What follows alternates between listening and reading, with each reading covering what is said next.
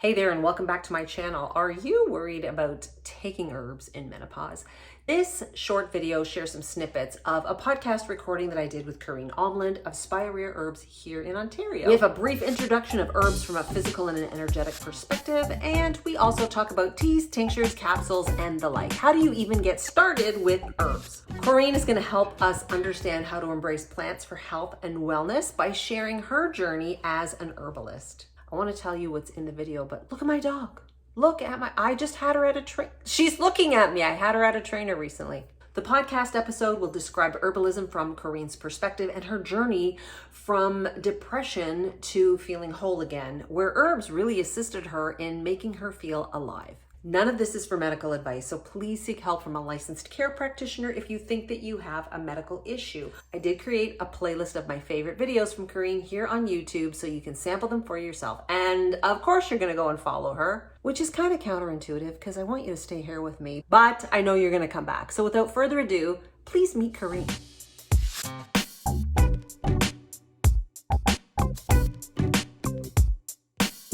I'm so excited to have you on the show, Correne. When I have guests on, I don't want to describe you because some people like you are indescribable. When I say herbalist as being part of my being and who I am, what does that mean, right? There's even different interpretations of that word. So I like to call myself a plant worker because I work with plants in a wide variety of capacities. And so I do have clinical training in herbal medicine, but I also work with them energetically in the forms of flower essences. I work with plant meditations and spiritual work around plants. I homestead and I grow food and preserve food and I ferment things and I pickle stuff. And so it's really hard to, I think, again, just to sort of pigeonhole me. I'm also a mom to a 9-year-old little boy who I homeschool. And my family and I are trying this whole self-sufficiency thing on half an acre. You say trying, but just from watching your YouTube channel, I'm fascinated with the things you do. I love how you bring the plant energy to your work and how you even frame the wisdom of a plant. Why herbal medicine? Why do we need herbs in our life? Because to me, it's obvious, but why for you? Why did this come to you in your life? So it's interesting because my story often mirrors the story of many of the clients that I see. And I first want to preface this by saying that I don't like to pigeonhole any type of healing, and I don't paint any healing with one particular brush. And so just because I had a negative experience with pharmaceutical and allopathic medicine doesn't mean that there isn't a time and a place for those types of interventions. So I will preface my story by stating that. But especially in my teenage years and my early to mid 20s, I struggled deeply with depression. And so my first, major depressive episode, I went the route that most people do. You see your doctor and you get put on antidepressants. In my case, it took about 7 different medication tries to get one that had the least amount of side effects that I was willing to live with. And my original agreement with my physician was that I would stay on it for a whole year so I could experience the full cycle, all the seasons, including winter, which where I live is cold and dark, right? A lot of people deal with seasonal affective disorder or something that looks like that. And I remember profoundly after the year to the day, I was like, I need to get off of these. Because while I no longer felt depressed, while I no longer toyed with suicidal ideations and these types of things, I felt nothing. And I was very flatlined in the way that I felt. And I still to this day remember the withdrawal symptoms, which my doctor told me I wouldn't have. But, I was seeing things, my hands were shaking. There was definitely, my body was adjusting to coming off the medication. So you fast forward a few years and do I not find myself deeply depressed again? And with a strong memory of what I had been through in university. And it was at that time, and interestingly enough, I lived in an area that was very conducive to alternative, holistic, just sort of natural medicines. At that time, I lived on Vancouver Island. Holy moly, I can feel better and I don't have to be on these pills and the supplements, like the herbs, don't make me feel bad. And that's when I decided I wanted to learn more. I took my first herbal medicine course, and kind of the rest is history from there. It took a while before I went and did my clinical training, but that's how I found myself, into herbal medicine. It wasn't something that was passed down in my family. It was through wanting to experience something outside of the medical model. I love how you preface that by saying we do need both. I mean, we do, but isn't it interesting, especially at this time on our planet, that the mental health issues are what really drew you to plants? And when you think about the energy in mental health, I actually feel like you're a steward of the earth when I'm in your presence, whether it is on YouTube and in some of the personal readings you've done for me. So I think it makes so much sense to hear your journey and why you would be drawn in such a big way, because plants really transformed your state.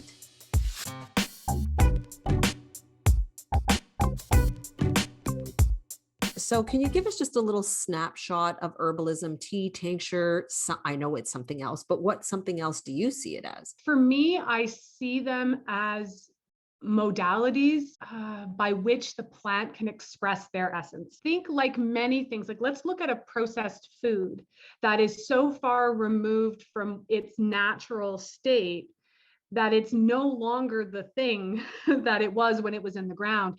And so when I look at the different ways of consuming botanicals and plants, my goal as a herbalist is to try to keep them in their most natural state possible. So that's why for me, the whole capsules and tablets is actually as processed as we can get when it comes to plant-based medicines. Nothing wrong with them. If it's your first way into this amazing world, awesome.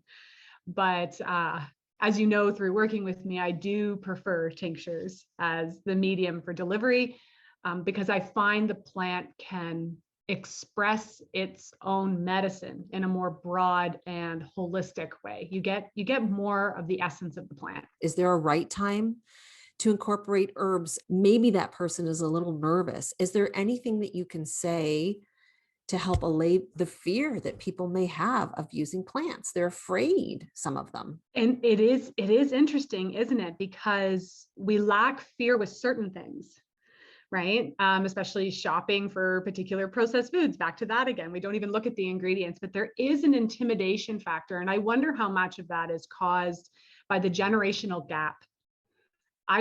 This wasn't handed down to me. I wasn't taught by my great grandmother how to forage for herbs. And so it is new, and it's an area that can be intimidating. So I usually encourage people to start with topical stuff because it feels safe and it's fun, and to start with culinary herbs, because a lot of our really beautiful culinary plants like oregano and thyme and rosemary are also very potent medicinal plants.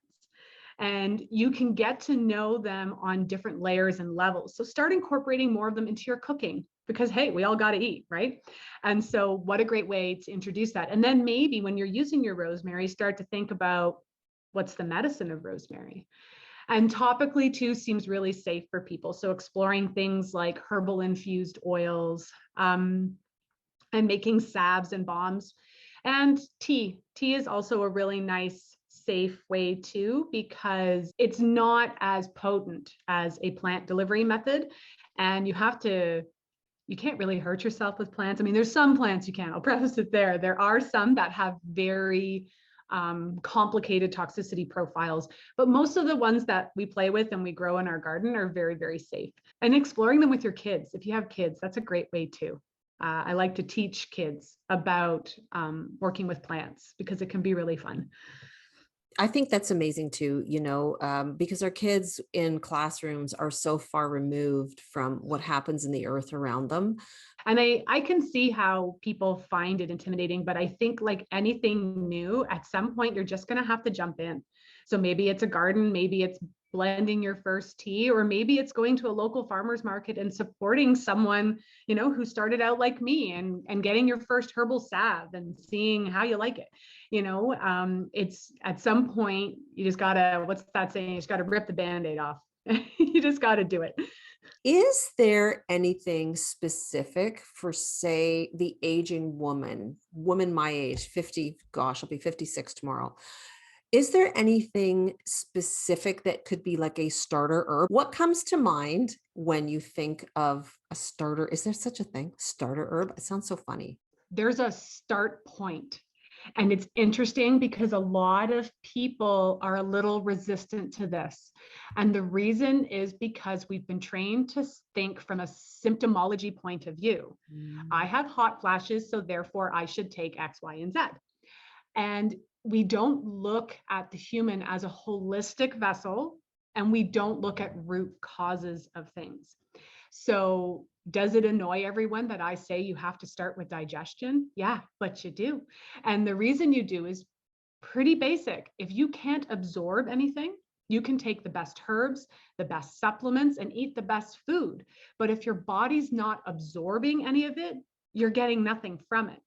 So I always encourage people to work on the gut first, especially with our North American lifestyles, with stress and the toxins we're exposed to, and some of the lower quality foods that we sometimes eat. I'm hard pressed to find a North American that doesn't have compromised digestion in one shape or form. And what is interesting is that there is a trickle down effect. You heal the gut and other stuff starts to heal too. The skin conditions start to alleviate a bit. The inflammation goes down. The hot flashes aren't as prevalent. Suddenly they're sleeping a little better, but they're like, hold on, you only focused on my gut. And I'm like, I know, but you're a holistic being and there's a cascade effect. And so, like I said, there's probably not the answer a lot of people like, but it is the most profound answer, because when you really start to look at the human as multi-layered, you realize that the foundation of healing really starts with digestion and the ingestion of foods and nutrients. I love that answer. And I actually don't think that it is, when you said it, I don't think it's the answer many people will like. I think for women who are aging, they will, because one of the top complaints is, I'm bloated, I'm gassy, I think I have food sensitivities, I can't eat anything. And from what I know about the gut, first of all, we have the gut brain connection. So if you're a stress ball, who isn't in this modern world? Yep. But as you go through life, women have so many roles. And as you get a little older, you're sandwiched between parents and kids.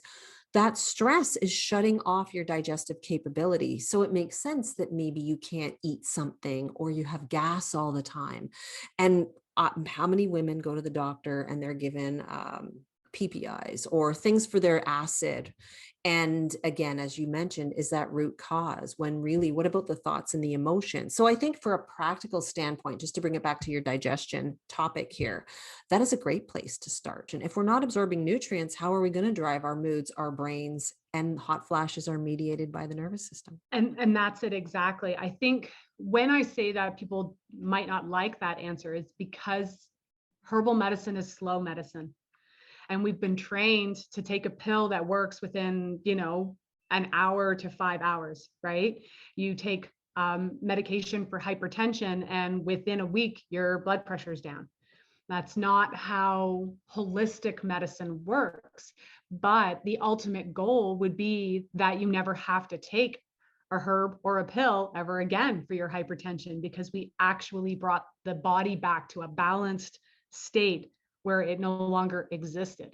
And that's the ultimate goal. So people may not like the digestion answer because it's slower and it doesn't alleviate that symptom right away, because that's kind of what we've been trained on how we get healed, right? Is it happens quickly. But disease itself manifesting, or imbalance, I should say, manifesting in the body never happens quickly. It's always slowly over time, which means true healing is the same way. How can it not be about balance when every system depends on each other in the body? But when you talk about the spirit of the plant on your YouTube channel, I almost feel like you're one with the plant. It feels so emotional when I hear you talk about the spirit of the plant. How can that enhance us as humans? I think for me, it's ultimately the way that I view plants. And I view them as living beings that have just as much of a right dare I say more, to inhabit this planet as we do. And we've gotten to a place as a society that we often view our plants as commodities. And when you approach them with that kind of energy, I'm going to take you and use you, you forget that there is a place of humility that we have to come to, because quite frankly, we can't survive without plants. We need them for food and nourishment. And up until just the last 100 years or so, we needed them for medicine. I often like to remind people that the allopathic approach to medicine is actually the baby in the room. It's still pretty new, and that more botanical based healing existed for centuries before, we ever looked towards more of a pharmaceutical approach. But for me, it's about seeing the plant on the same level as me. It's having a conversation. You are a being just like I am, and I don't see there being a hierarchy. And so for me, it comes from a respect for the plants, asking permission before harvesting, really looking at ethical foraging and wild harvesting. All of that encompasses it. And I guess that's what it means to me, that it's not just something I can use. And just because I don't speak its language doesn't mean it's not alive like I am. Oh my goodness. And this is why I see you as a steward, because you are respecting however we'd like to see it, Mother Earth, God, Spirit, essence, the energy of the planet. You're respecting what has been given to us. And it's funny, I had this conversation last night with someone in the sense that how did we get so far removed from, say, native culture, who calls on spirit with plants, uses plants to connect to different aspects of being to facilitate wellness, healing, however you want to put that in ourselves and in our communities. So that just gave me chills the way you explained that. I love it. We have a responsibility here that a lot of us are forgetting. I mean, that's it exactly. I look in the eyes of my son and I'm like, it's my responsibility to teach him how to be a good steward of the earth, so that he, if he ever chooses to have children himself, has the ability to pass that knowledge down. And again, I'm not so egocentric to think that humans have the ability to destroy the planet necessarily. We are just one strand in a web that connects the entire earth together, but it doesn't mean we can't be good people, and just, I don't know, like I say, approach plants with the same respect that I would another human or an animal for that matter. Absolutely. Oh my gosh. 100%. I really do appreciate you coming on here. And for those of you, if you're enjoying this particular episode, Correne is so wonderfully agreed to come back and do a few more. We're going to talk about digestion. We're going to talk about the nervous system for all of you who are feeling stressed out and you're hot flashing in your seat. We're going to talk about how herbs can help you with all of that. So what did you think about that? If you'd like to hear more, please go and subscribe to the Fullness Podcast, where you can hear the full episode and all of the other episodes that Correne is recording with me, all about the nervous system, the digestive system. We'll bring some of that here. So I'd love you to stay here and subscribe if you like to talk about menopause, non-diet health, mindful eating, and just feeling full in midlife. Bye for now.